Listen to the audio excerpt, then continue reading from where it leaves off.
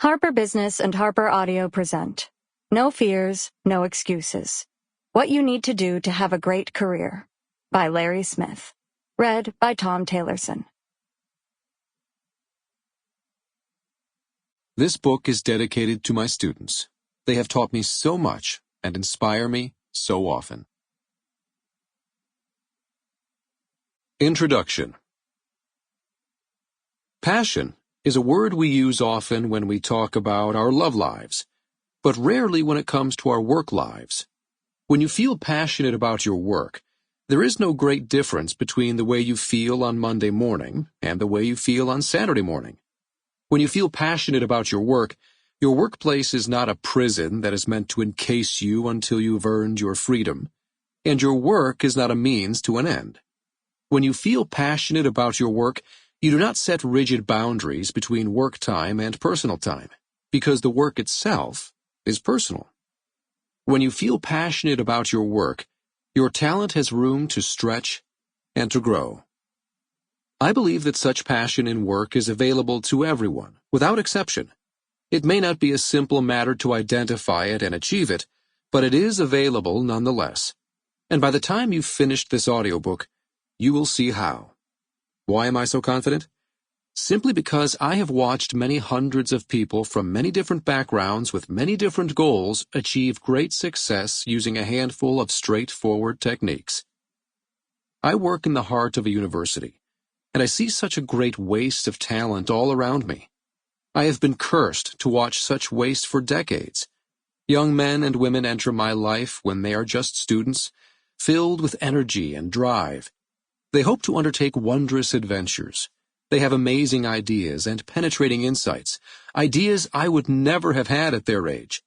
They can make a computer or a cello sing. They can intuit solutions to mathematical problems I cannot understand. They can spin a tale or design a cupboard no one has ever seen before.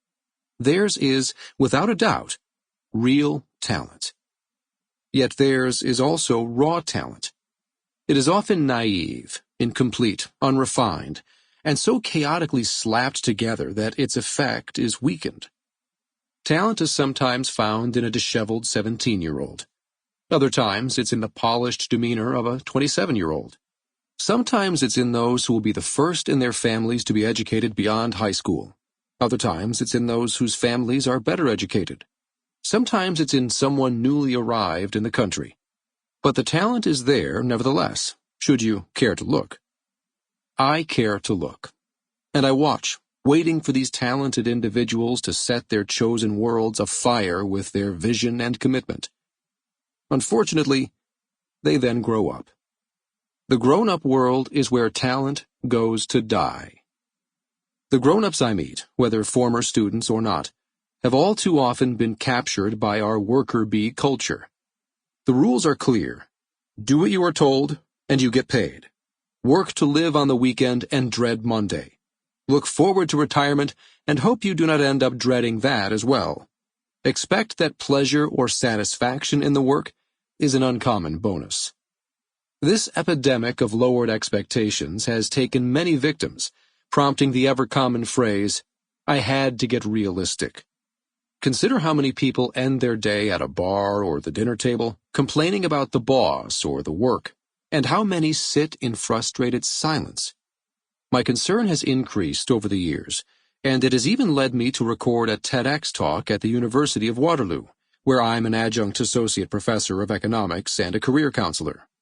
The talk was called, "Why You Will Fail to Have a Great Career." There was no intent to craft a dismal message. I just tried to tell the truth as I've experienced it, drawing on the more than 20,000 conversations I have had about career success. Yes, I actually do count and log my conversations. I'm an economist. I love data.